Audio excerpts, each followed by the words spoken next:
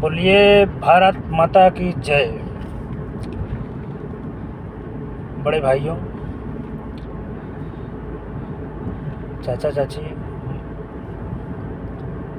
माताएं बहनों से निवेदन है कि हम आप एक होके हम लोग जागरूक बने, अच्छा खराब के न्याय के हित में बात करें।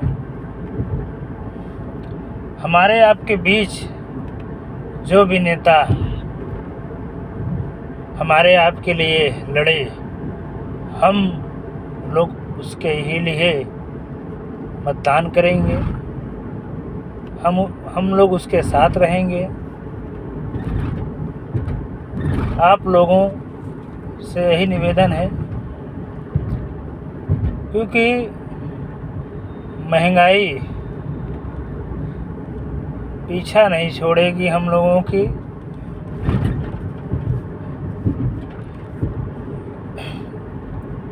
क्योंकि आप लोगों से बता दें, क्योंकि ऐसे लोग बैठे हैं, उनको न बच्चों से दर्द है, न माताओं से दर्द है, न भाइयों से दर्द है, न बीवियों से दर्द है। परिवार में रहते नहीं हैं तो परिवार का दर्द जाने क्या होता क्या है। हमेशा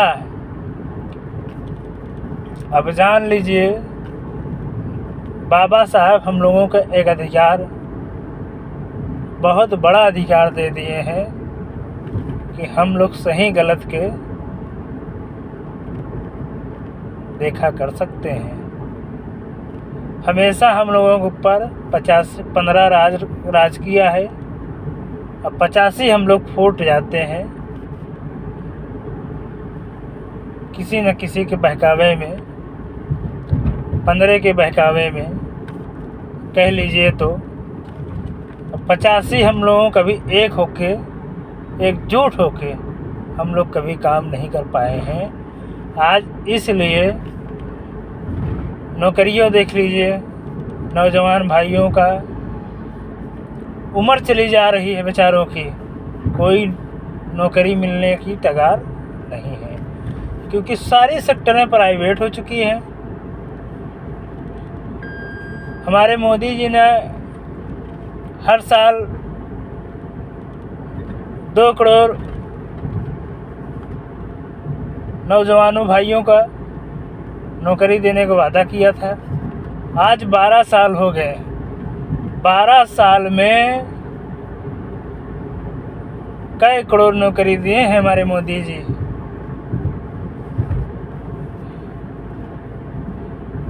नौकरी देने की तो बात छोड़िए, बेचारे हमारे जो देश के सैनिक जवान होते हैं भाई, परिवार से दूर होके हम लोगों के लिए रक्षा करते हैं बॉर्डर पे, उनकी नौकरियां 4 साल खो गई है।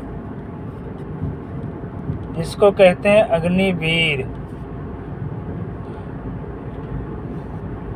अपनी कुर्सी तो छोड़ी नहीं कर जा रही है, 76 साल खो गए हैं। अपनी कुर्सी छोड़ी नहीं जा रही है, 76 साल खो गए हैं। और हमारे लिए, आपके लिए जो बेचारा परिवार छोड़ के बॉर्डर पे लड़ाई करता है, उसके लिए नौकरियां 4 साल हो गई है। बताइए,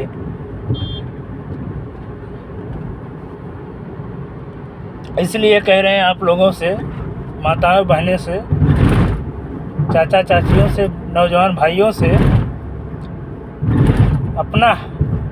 अपना हक छीनने से मिलेगा, वरना हक नहीं पाएंगे हम आप। क्योंकि जो कुर्सियों को बहुत बड़ा लोभी जिसको कहते हैं, कोई भी हमारे जैसे देश के यशस्वी प्रधानमंत्री 76 साल खो गए हैं, अपने बात पे नहीं अड़े हैं। खुद कह के कि हम 75 साल के बाद प्रधानमंत्री नहीं रहेंगे। लेकिन 76 साल के हो गए हैं, आज भी कुर्सी नहीं छोड़ी जा रही है। क्यों नहीं छोड़ी जा रही है? कुर्सी बहुत प्यारी है, जायज़ सी बात है। हम आप समझ नहीं पा रहे हैं। अब हम आप खाली एक लड़ाई से मजबूत रहेंगे, मतदान से। अगर हम आप सही से मतदान कर लिए या करवा दिए भाइयों से, तब जान लीजिए बड़े भाइयों, हमारा आपका हक मिलने लगेगा। क्योंकि हम लोग तो मान लीजिए यहाँ मौज कर रहे हैं, अपने परिवार में हैं, गांव देश में हैं, अगल बगल हैं। लेकिन उनसे पूछिए जिसके बेचारे 4 साल के लिए पूरा परिवार छोड़ के जाते हैं बॉर्डर पे लड़ाई लड़ने के लिए, सिर्फ 4 साल। ऐसा क्यों? 4 साल 4 साल के 4 साल के बाद हमारे नौजवान भाई सैनिक क्या करेंगे?